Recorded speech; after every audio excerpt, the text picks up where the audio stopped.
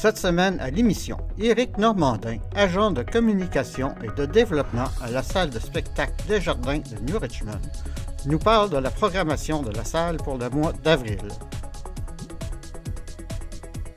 Mais tout d'abord, Lynn Boily, responsable de la bibliothèque Françoise Bugeaud de Bonaventure, nous entretient sur la Semaine du Doc, un événement proposé par la bibliothèque de Bonaventure et qui permettra aux cinéphiles de voir 3 documentaires réalisés par des cinéastes québécois.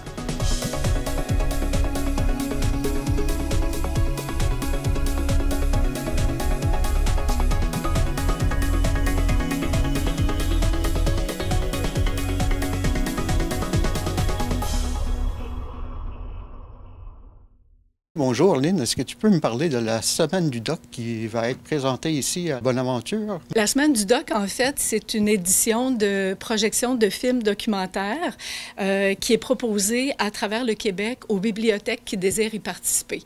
Ce projet, dans le fond, en est à sa première édition, puis c'est l'organisme Tank qui est une plateforme de films documentaires située à Montréal, qui est à l'initiative, en fait, de ce projet-là. Et quels sont les documentaires qui sont présentés ici lors de cet événement? Lors de l'événement de la Semaine du Doc, il y a un catalogue ici de 15 films documentaires qui a été sélectionné par une quinzaine de bibliothécaires. Donc, ces films-là ont été d'abord sélectionnés à travers des petits comités. Puis moi, j'en ai pris 3 dans le catalogue de 15. Le premier s'appelle « Sur les toits Havane ».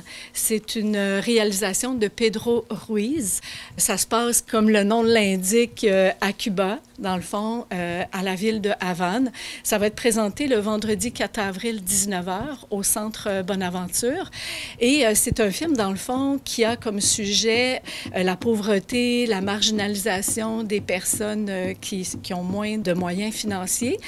Fait que c'est un film, dans le fond, qui présente ces personnes-là qui squattent les étages supérieurs de plusieurs bâtiments de la ville de Havane qui sont désaffectés.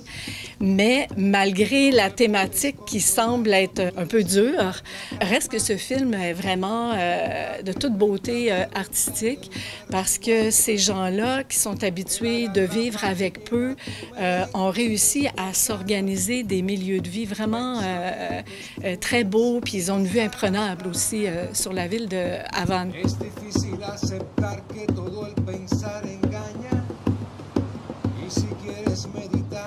Pour ceux qui sont déjà allés visiter Cuba, qui sont déjà allés dans cette ville, vont être impressionnés de voir des images qu'ils n'ont jamais vues en se promenant à l'intérieur de la ville parce que là, on est sur les hauteurs.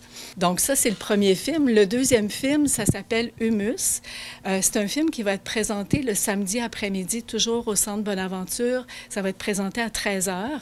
Et c'est un film, dans le fond, qui raconte comment les changements climatiques impactent la production maraîchère.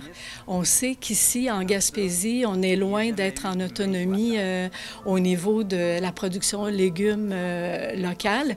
On a plusieurs producteurs qui, justement, au fil des saisons, doivent conjuguer avec le manque de précipitations, avec une plus grande chaleur et tout ça. Fait que ce film-là, qui a été tourné par Carole Poliquin, a été tourné dans une ferme de la région de Lanaudière, mais va vraiment nous renseigner beaucoup sur cette thématique-là. J'espère plus avoir à importer rien qui vient de l'extérieur, puis produire ma propre fertilité avec les plantes qui poussent sur place, puis qui nourrissent le sol, qui nourrissent les micro-organismes. Je devrais avoir quelqu'un à la fin du film qui va venir animer un échange discussion. J'ai parlé de 3 films. Le troisième va être présenté le lundi soir, 19h. Ça s'appelle « Au lendemain de l'Odyssée ». C'est un film réalisé par Ellen Doyle. Ce film a été tourné une partie au Québec, une partie en Libye et une partie en Italie. Ça raconte l'histoire de jeunes femmes nigériennes qui ont été leurrées par une femme nigérienne plus âgée qu'eux qui leur a fait croire que moyennant un montant d'argent, elle pourrait les faire traverser jusqu'en Europe et leur offrir une vie différente de celle qu'elles avaient dans leur pays d'origine. Mais finalement, elles ont été leurrées parce qu'elles ont été arrêtées en Libye pour être enrôlées à faire de la prostitution.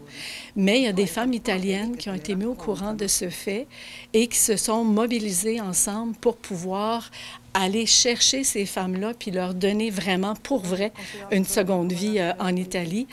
Encore une fois, un film avec un contenu qui peut paraître un peu dur, mais il n'y a aucune image explicite, choquante. Il y a des beaux petits bouts de films d'animation aussi au travers ça. Et surtout, le film donne vraiment beaucoup d'espoir en montrant que c'est possible d'aider nos prochains. Non dobbiamo ragionare sull'inclusione, dobbiamo lavorarci. Che poi lei è precisissima a cucire, è precisissima a cucire. Et on va avoir à la fin du film la réalisatrice qui va être avec nous sur Zoom et avec qui on va pouvoir échanger. Donc, tous ces films-là sont accessibles au public de façon gratuite. Les gens peuvent se rendre sur la page Facebook de la Bibliothèque Françoise Bugeaud. Pour chacun des événements, j'ai créé un formulaire pour que les gens puissent s'inscrire. C'est sûr qu'ils vont avoir leur place, même s'ils ne se sont pas inscrits, mais moi, ça me permet de planifier le nombre de chaises pour être sûr de bien accueillir tout le monde. Et comment se passe la sélection de films, vu qu'il y avait plusieurs films et on en choisit 3? Pour nous, la bibliothèque, il y a un montant d'argent à défrayer pour pouvoir faire la projection. On offre aux gens d'y assister de façon gratuite, mais moi, dans mon budget, ben, je pouvais en présenter 3 seulement. J'avoue que dans les 3, c'est 2 films coup de cœur que moi-même, j'avais visionnés l'été dernier avec d'autres bibliothécaires parce qu'il y avait le comité de films enjeux sociaux. Puis, dans 2 des 3 films qu'on va faire la projection ici, bien, il y a 2 films qui viennent de ce comité-là auquel j'ai participé. Mais bien sûr, je crois qu'il est encore temps, si d'autres bibliothèques de la région de Gaspésie veulent participer à cette Semaine du Doc. C'est possible, dans le fond, d'aller sur le site web semainedudoc.ca et d'avoir accès au catalogue. Il y a toutes les informations pour pouvoir communiquer avec l'organisme puis organiser une projection dans leur bibliothèque. Voilà. Eh bien, on invite la population à venir à l'événement. Oui, tous les gens des municipalités autour là, sont les bienvenus. On a une capacité de 200 places dans notre salle. Donc, on est capable d'accueillir beaucoup de monde. Eh bien, merci beaucoup. Ça me fait plaisir. Merci. Bonjour, Éric. Tu peux nous parler de la programmation d'avril de la salle de spectacle Desjardins de New Richmond? Bien sûr, avec plaisir. On a un très beau mois d'avril. À l'affiche, on commence en humour avec Rosalie Vaillancourt dans son 2e spectacle intitulé MILF. Rosalie Vaillancourt qui est en nomination dans plusieurs catégories au prochain Gala des Oliviers, dont spectacle d'humour de l'année, texte de l'année et Olivier aussi de l'année. Donc, plus de 70 000 billets vendus pour son spectacle. Il reste encore quelques bonnes places. Attendez pas trop. On pourrait bientôt être complet pour ce spectacle-là. David, c'est quoi ça, MILF? Je vais être comme... C'est ça, j'ai acheté des billets pour Rosalie Vaillancourt. Je sais que tu l'aimes, babe. I got your back, les boys! MILF avec Rosalie Vaillancourt le 3 avril. Ensuite, on continue en chanson avec Guylaine Tanguay, la reine du country québécois, donc qui nous fait l'honneur de nous présenter son tout dernier album, C'est ma vie. Alors, C'est ma vie, c'est vraiment du Guylaine Tanguay 100%, des compositions originales. Et dans le spectacle, on va aussi avoir droit à plusieurs interprétations des incontournables du country. Un spectacle rempli d'émotions, beaucoup de confidences aussi. On a l'impression de passer une soirée seule, en toute intimité, avec Guylaine Tanguay, cette grande de la chanson country au Québec. Avec moi pour vous amuser, pour vous amuser.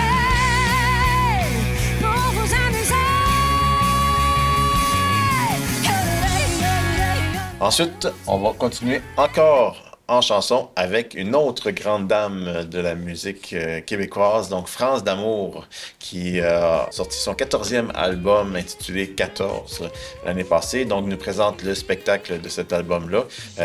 Plus de 30 ans de carrière pour France d'Amour. des dizaines de hits. Donc, un spectacle qui va justement faire une grande place à tous ses classiques et aussi ses nouvelles chansons. Un spectacle qui donne de l'énergie, très émotif, aussi un spectacle qui fait du bien. Pour attendre et remettre à demain. Trop tard pour acheter le temps perdu. Trop tard pour appuyer sur les freins. France d'amour, une rockeuse québécoise au cœur tendre qui vraiment donne un spectacle toujours là, très émouvant, très énergique aussi. On continue ensuite en théâtre avec Michelin, qui est une production du Théâtre de la Marée Haute en collaboration avec le Grand Théâtre de Québec et le Théâtre du Tandem. Donc, c'est un texte de Michel-Maxime Legault avec une mise en scène de Marie-Thérèse Fortin. Alors, Michelin, qu'est-ce que c'est? En fait, c'est l'histoire d'un gars qui a grandi sur une ferme et qui se demande qu'est-ce qu'il fait là. On a dû se tromper à la livraison. On ne choisit pas d'où on vient, mais on décide d'où on va. Alors, Michel-Maxime nous parle de son histoire, lui, de son cheminement, qui a toujours voulu être artiste, comédien, mais né dans une famille de fermiers ruraux. Et c'est une histoire très personnelle, mais c'est une histoire un peu d'émancipation, de chercher sa place dans le monde. Donc, beaucoup de thèmes du spectacle qui vont venir rejoindre vraiment chaque spectateur. Un spectacle une très belle mise en scène, très imaginatif, très touchant, très drôle également. On rit, on est ému à voir ce spectacle-là. Finalement, je m'appelle Michel. Puis j'ai toujours voulu être un artiste pour participer à Fort Boyard. Très belle pièce de théâtre à découvrir, Michelin, le 27 avril à 20h. Et pour terminer le mois, on a le grand bonheur de présenter à guichet fermé le dernier spectacle de Simon Leblanc. Ça va se passer le mercredi 30 avril à 20h. Et puis, côté Ciné-Bobine, la salle nous réserve aussi quelques films? Absolument. Donc, on a 3 films à l'affiche chez Ciné-Bobine en avril. Ça commence le 2 avril avec la comédie fantaisiste québécoise Ville et Misérable, qui met en vedette, entre autres, Fabien Cloutier et Pierre-Luc Funk, aussi Anne-Élisabeth Bossé et Chantal Fontaine. C'est pas trouvable, toutes les copies appartiennent à Bono. Qu'est-ce qu'il y a de drôle? T'as gardé ton costume en dessous de ton linge de voleur? C'est pas un costume. Regarde. Colin!